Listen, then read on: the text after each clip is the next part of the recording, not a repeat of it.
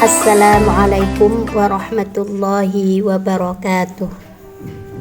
Alhamdulillah al-qail fil Qur'anil Karim. A'udzu billahi minasyaitonir rajim. Syahrul Ramadan alladzi unzila fihi al-Qur'an hudan lin-nasi wa bayyinatin minal huda wal furqan. Al-ayah. Wa qala sallallahu alaihi wasallam Iqra'ul Qur'an fa innahu ya'ti yaumal qiyamah syafi'an li ashabi. Ibu-ibu jamaah pengajian online pimpinan daerah Aisyah Kota Malang yang berbahagia.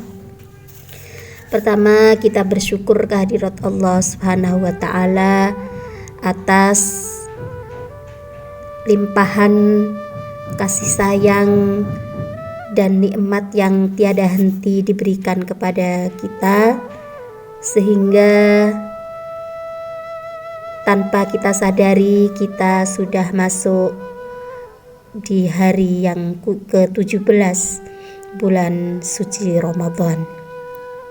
Shalawat serta salam semoga terus terlimpah kehadirat junjungan Nabi besar kita Muhammad sallallahu alaihi wasallam.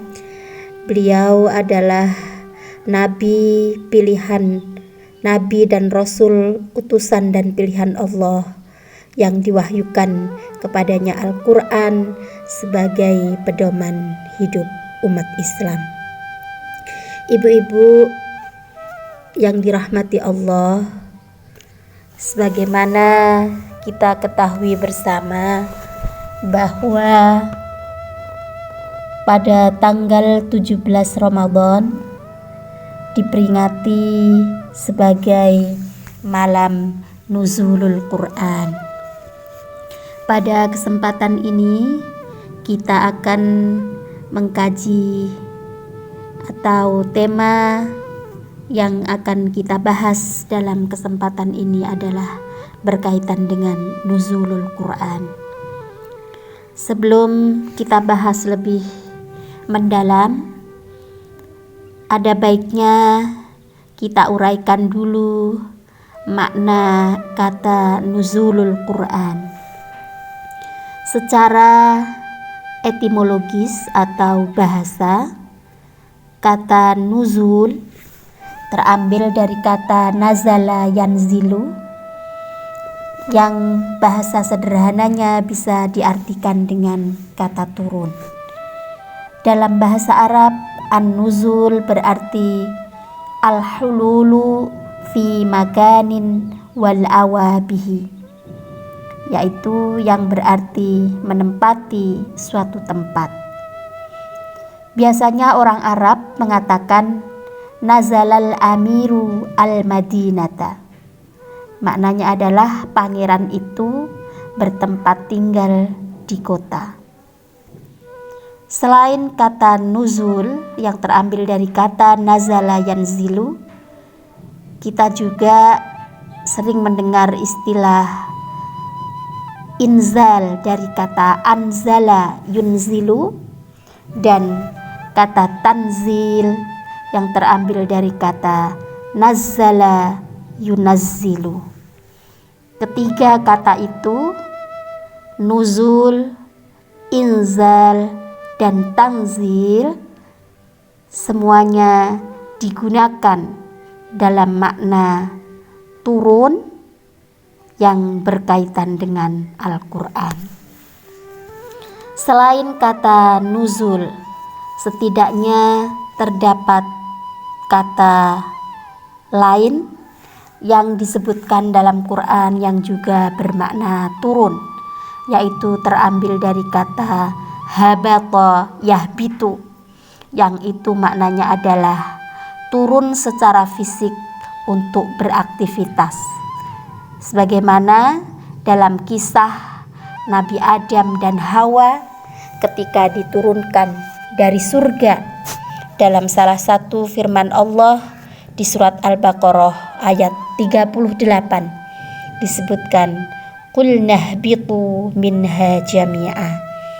Kami berfirman, turunlah kalian dari surga. Nah, ihbitu di sini maknanya adalah turun secara fisik untuk beraktivitas.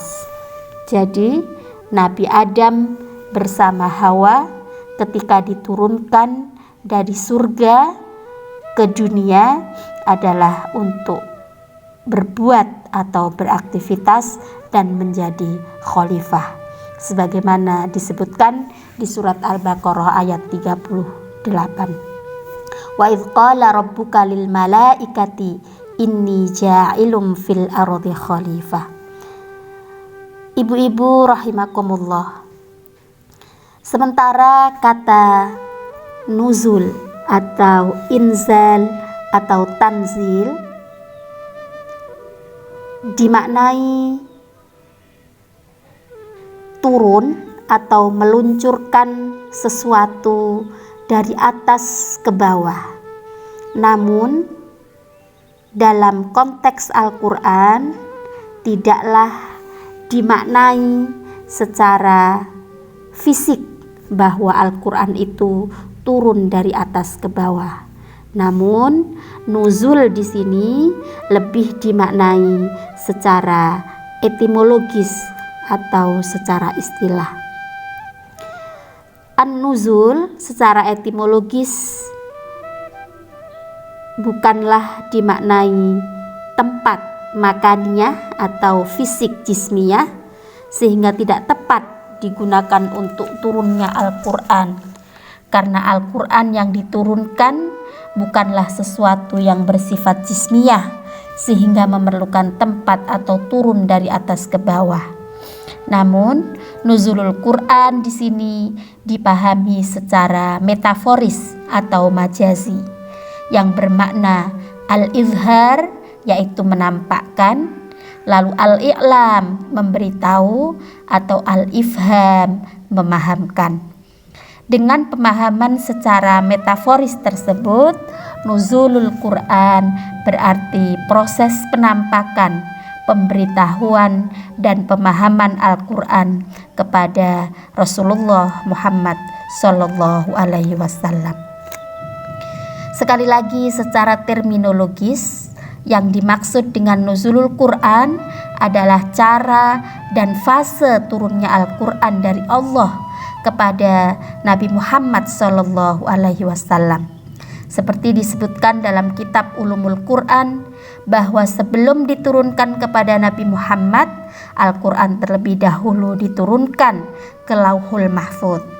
Kemudian dari Lauhul Mahfuz diturunkan ke Baitul Izzah di langit dunia. Barulah dari Baitul Izzah itu Al-Quran diturunkan melalui perantara malaikat Jibril secara berangsur-angsur kepada Nabi Muhammad Sallallahu Alaihi Wasallam. Ibu-ibu rahimakumullah, setelah tadi kita membahas tentang makna etimologis dan terminologis dari kata nuzul, inzal maupun tanzil yang bermakna turun atau menurunkan, sekarang kita masuk pada kata Al-Quran. Al-Quran terambil dari kata qoro'a yang berarti membaca, atau juga terambil dari kata al-qur'u yang berarti bunyi yang terdengar. Al-qur'u jika terus-menerus bunyi yang terdengar itu diperdengarkan secara terus-menerus, maka akan menjadi kata qiraah, yaitu bacaan. Demikian juga ketika bunyi itu diperdengarkan terus-menerus, kemudian dibaca berkali-kali, maka kata Qur'un, qiraah tadi berubah menjadi kata Quran dengan sighah mubalaghah atau makna superlatif, yaitu bunyi yang didengarkan berulang-ulang, terus-menerus dan dibaca berkali-kali. Sementara Al-Quran yang sudah dibukukan lebih sering disebut dengan istilah mushaf. Kemudian Quran atau mushaf yang tersusun secara sempurna itu disebut dengan kitab. Jika terdapat tarjamahnya di situ, maka disebut dengan at-tarjamah. Jika disertakan dengan penjelasan, maka disebut dengan tafsir. Nah, yang menarik dari sini, turunnya Al-Quran bukan turunnya mushaf atau dalam bentuk fisik yang disebut dengan nuzulul mushaf, tetapi disebut dengan nuzulul Quran yang mempunyai makna secara metaforis atau majazi atau terminologis tadi. Jadi nuzulul Quran di sini tidaklah dimaknai Al-Quran turun secara fisik dari langit ke bumi, tetapi dimaknai secara metaforis atau majazi.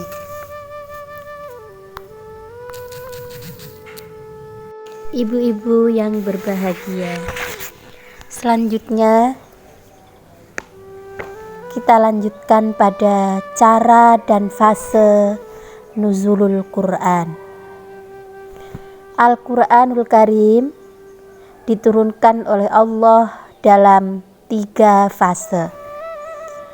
Yang pertama diturunkan sekaligus ke Lauh Mahfuz. Yang kedua diturunkan ke Baitul Izzah di langit dunia. Dan yang ketiga diturunkan kepada Nabiullah Muhammad Sallallahu Alaihi Wasallam secara berangsur-angsur.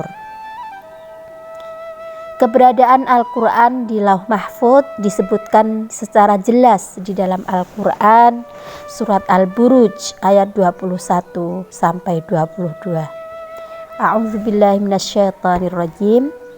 Bal huwa Qur'anun Majid fi lauhim mahfuz.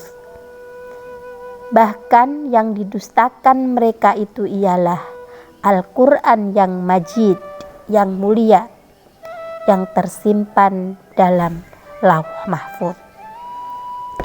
Menurut Ibnu Katsir, Quran majid atau Quran yang mulia berada di lauh mahfuz, maknanya adalah di suatu tempat yang tinggi, yang terpelihara dari segala bentuk penambahan, pengurangan, pemalsuan, dan perubahan. Huwa fil mala'il a'la mahfuzun minaz ziyadati wan naqsi wat tahrifi wat tabdil. Kapan dan bagaimana caranya Al-Quran diturunkan ke Lauh Mahfuz adalah masalah ghaib. Hanya Allah yang mengetahuinya. Menurut Sayyid Qutb, keberadaan Al-Quran di Lauh Mahfuz menunjukkan bahwa Al-Quran terpelihara dan akan selalu menjadi rujukan akhir yang mencakup segala persoalan, dan kepadanya lah dikembalikan semua perkataan. Menurut Az-Zarqani, Al-Quran diturunkan ke Lauh Mahfuz sekaligus, tidak bertahap seperti ketika diturunkan kepada Nabi Muhammad Sallallahu Alaihi Wasallam. Dalam kitab Al-Itqan fi Ulumil Quran, Jalaluddin As-Suyuti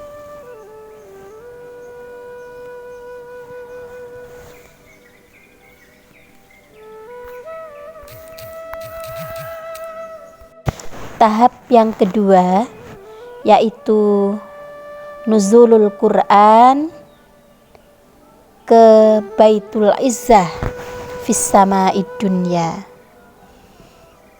Dari Lauh Mahfuz, Al-Quran diturunkan sekaligus ke Baitul Izzah di langit dunia. Berdasarkan firman Allah dalam surat Ad-Dukhan ayat 3, kemudian Al-Qadr ayat 1 dan Al-Baqarah ayat 185. Surat Ad-Dukhan ayat 3 menjelaskan, Inna anzalnahu fi lailatin mubarakah inna kunna munzirin. Dalam surat Al-Qadr disebutkan inna anzalnahu fi lailatul qadr. Dalam surat Al-Baqarah ayat 185 disebutkan syahrul ramadhan alladzi unzila fihi al-Qur'an. Dalam kitab Al-Itqan fi ulumil Qur'an karya Jalaluddin Asyuyuti menjelaskan bahwa tidak ada pertentangan terkait ketiga ayat tersebut, bahwa yang dimaksud Lailatul Mubarakah adalah Lailatul Qadar, di mana di suatu malam diturunkannya Al-Quran yang terjadi pada satu malam di bulan Ramadan.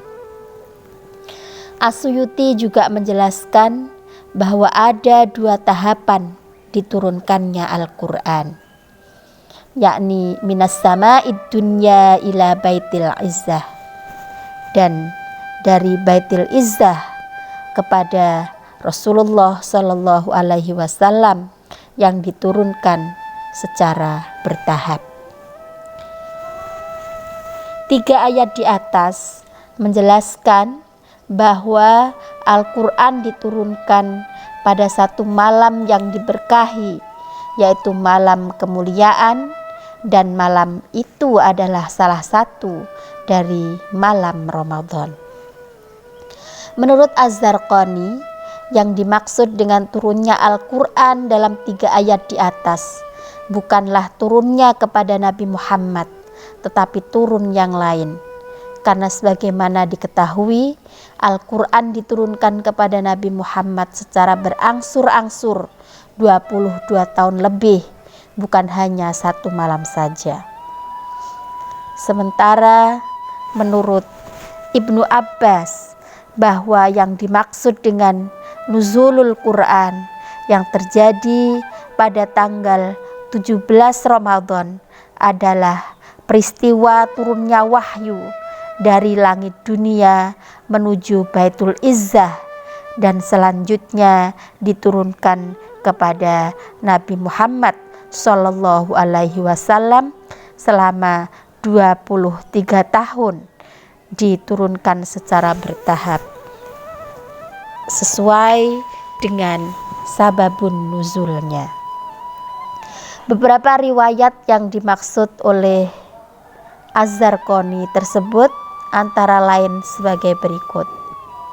An Sa'id bin Jabir an Ibni Abbas qala fusilal Qur'anu minadz-dzikri fawudhi'a fi baitil izzati fis sama'id dunya faja'ala Jibril alaihi salam yanzilu ala nabiyyi sallallahu alaihi wasallam yurattiluhu tartila. Dari Sa'ad bin Jabir dari Ibnu Abbas, dia berkata, Al-Quran itu dipisahkan dari Az-Zikr, lalu diletakkan di Baitul Izzah di langit dunia. Maka Jibril mulai menurunkannya kepada Nabi Shallallahu Alaihi Wasallam dan membacanya secara tartil. Ibu-ibu rahimakumullah, yang ketiga, nuzulul Quran kepada Nabi Muhammad Sallallahu Alaihi Wasallam dari Baitul Izzah di langit dunia. Kemudian Al-Quran diturunkan kepada Nabi Muhammad Sallallahu Alaihi Wasallam pertama kali pada malam Qadar, malam yang diberkahi, yaitu pada salah satu malam Ramadan. Al-Quran diturunkan secara berangsur-angsur selama lebih kurang 23 tahun.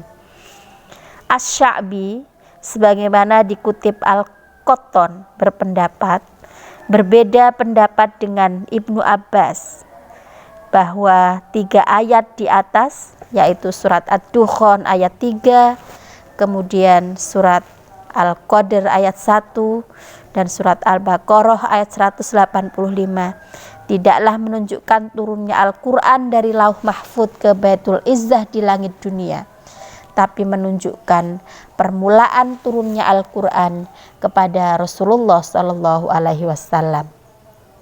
Permulaan turunnya Al-Quran itu terjadi pada malam Qadar, malam yang diberkahi yang terjadi pada bulan Ramadan. Ayat yang pertama kali diturunkan kepada Rasulullah menurut pendapat yang paling populer dan kuat berdasarkan hadis riwayat Bukhari dan Muslim dari Aisyah Ummul Mukminin adalah 5 ayat pertama surat Al-Alaq, sebagaimana yang sudah sering kita dengar. Kapankah 5 ayat pertama itu diturunkan? Menurut para mufassir dan ulama ulumul Quran, 5 ayat tersebut diturunkan pada malam 17 Ramadan. Kesimpulan tersebut diambil berdasarkan surat Al-Anfal ayat 41. A'udzubillahi minasyaitonirrajim. Wa'lamu annama ghanimtum min syai'in fa anna lillahi khumusahu walirrasuli walidhil qurba wal yatama wal masakin wa ibnis sabil in kuntum amantum billah wa ma anzalna ala abdina yaumal furqan yaumal taqal jam'an wallahu ala kulli syai'in qadir. Ketahuilah, sesungguhnya apa saja yang dapat kamu peroleh sebagai rampasan perang, maka sesungguhnya 1/5 untuk Allah, Rasul, kerabat, anak yatim, orang miskin dan ibnu sabil, jika kamu beriman kepada Allah dan kepada apa yang kami turunkan kepada hamba kami di hari Furqan, yaitu di hari bertemunya 2 pasukan. Dan Allah Maha Kuasa atas segala sesuatu. Yang dimaksud dengan hari Al-Furqan ialah hari jelasnya kemenangan orang Islam dan kekalahan orang kafir, yaitu hari bertemunya 2 pasukan di peperangan Badar pada hari Jumat 17 Ramadan tahun 2 Hijriyah. Tanggal itulah yang digunakan oleh para mufassir untuk menentukan tanggal turunnya Al-Quran pertama kali, yang kemudian dikenal sebagai hari Nuzulul Quran.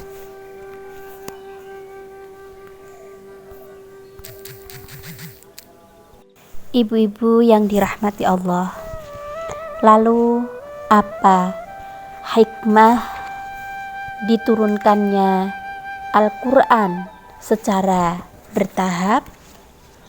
Setidaknya terdapat 5 poin yang dapat kita ambil dari hikmah diturunkannya Al-Quran secara bertahap. Yang pertama, untuk menguatkan dan meneguhkan hati Rasulullah Shallallahu Alaihi Wasallam. Yang kedua, untuk menjawab tantangan sekaligus mukjizat bagi Rasulullah. Yang ketiga, untuk memudahkan hafalan dan pemahaman. Yang keempat, turunnya Al-Quran bertahap itu mengiringi peristiwa sebagai tahapan dalam penetapan hukum. Dan yang kelima, tentu ini menjadi bukti nyata bahwa Al-Quran adalah kitab yang diturunkan oleh Allah Subhanahu wa ta'ala. Ibu-ibu yang dirahmati Allah, ada poin penting juga yang bisa menjadi refleksi bagi kita semua sebagai perempuan muslimah terkait dengan nuzulul Quran ini, bahwa dalam peristiwa nuzulul Quran terdapat juga peran perempuan yang turut andil dalam proses turunnya Al-Quran tersebut. Siapa saja perempuan yang turut andil dalam peristiwa nuzulul Quran tersebut? Yang pertama, kita bisa baca dari sejarah, ada nama Asma binti Abu Bakar, yaitu putri dari Abu Bakar, istri Zubair bin Awam yang mendapatkan gelar Dzatu Nitaqain, yaitu perempuan dua selindang. Apa peran Asma binti Abu Bakar ini? Beliau adalah sahabiyah atau sahabat perempuan Rasulullah yang rela menjadikan selindangnya untuk dirobek, yang satu dijadikan sebagai, ada yang mengatakan ikat kepala, ada yang mengatakan ikat pinggang. Kemudian robekan yang satunya ini adalah digunakan untuk mengikat bahan makanan yang dia kirim kepada Rasulullah Shallallahu Alaihi Wasallam, juga ayahnya Abu Bakar ketika melakukan perjalanan hijrah dari Makkah ke Madinah, dan ketika baginda Rasulullah juga ayahnya Abu Bakar sedang bersembunyi di dalam gua dari kejaran kafir Quraisy. Kemudian peran perempuan yang kedua, kita tahu dari sejarah nuzulul Quran bahwa ketika baginda Rasulullah Shallallahu Alaihi Wasallam menerima wahyu pertama di Gua Hira, kemudian ketika beliau berada dalam keadaan yang sangat menegangkan, beliau bercucuran keringat. Kemudian Khadijahlah Ummul Mukminin, Khadijah radhiyallahu anha, yang menenangkan hati beliau, yang menguatkan hati beliau, dan yang memotivasi Rasulullah Shallallahu Alaihi Wasallam supaya kuat berdakwah kepada kaum kafir Quraisy saat itu. Peran perempuan yang ketiga yang tidak kalah pentingnya adalah Ummul Mukminin Sayyidah Aisyah radhiyallahu anha. Beliau adalah perempuan yang bukan saja menyaksikan wahyu turun dari waktu ke waktu, namun beliau juga turut menyampaikan ayat-ayat Al-Quran, terutama yang terkait dengan persoalan keluarga. Banyak sahabat bahkan didominasi oleh laki-laki yang mendapatkan ilmu dari beliau. Al-Hakim dalam kitabnya Al-Mustadrak mengatakan bahwa hampir sepertiga dari ilmu syariat itu berasal dari Sayyidah Aisyah radhiyallahu anha. Ibu-ibu rahimakumullah, sebagai penutup dari kajian dengan tema Nuzulul Quran ini, pertama kita ketahui bahwa Nuzulul Quran atau turunnya Al-Quran mengalami 3 fase, dari Lauhul Mahfud ke Baitul Izzah di Sama'id Dunya, dan juga diturunkan secara bertahap kepada Rasulullah Shallallahu Alaihi Wasallam. Kemudian kita sudah sama-sama mengetahui apa hikmah diturunkannya Al-Quran itu secara bertahap. Dan yang ketiga, peran perempuan dalam peristiwa nuzulul Quran juga tidak kalah penting dengan peran sahabat-sahabat yang lain. Semoga kita bisa meneladani kisah sahabiyah yang berperan dalam nuzulul Quran. Sebagai penutup, sebagaimana ayat yang tadi saya baca dalam surat Al-Baqarah ayat 185, Syahrul Ramadan alladzi unzila fihil Quran hudan linnas. Apa kata hudan di sini?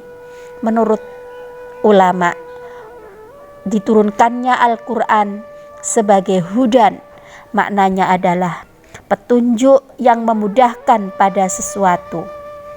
Hudan bisa berarti jalan menuju kesuksesan. Hudan bisa berarti pedoman untuk meningkatkan motivasi ibadah. Hudan bisa berarti kemudahan yang diberikan saat kita ingin mengatasi kesulitan, atau bisa disebut dengan solusi. Dengan ini, semoga kita dengan memperingati nuzulul Quran ini bisa menjadikan Al-Quran sebagai pedoman hidup, yakni sebagai hudan dalam kehidupan kita sehari-hari. Mungkin ini yang bisa saya sampaikan. Ada kebenaran semata datang dari Allah, semoga bisa kita ambil hikmah dan manfaatnya.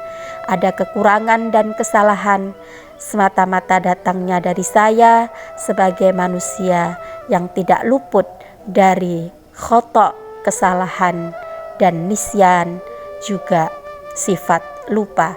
Karena itu saya mohon maaf atas segala khilaf dan salah jika didapati dalam kajian nuzulul Quran kali ini. Nasrum minallahi wa fathun qarib wa basyiril mu'minin. Assalamualaikum warahmatullahi wabarakatuh.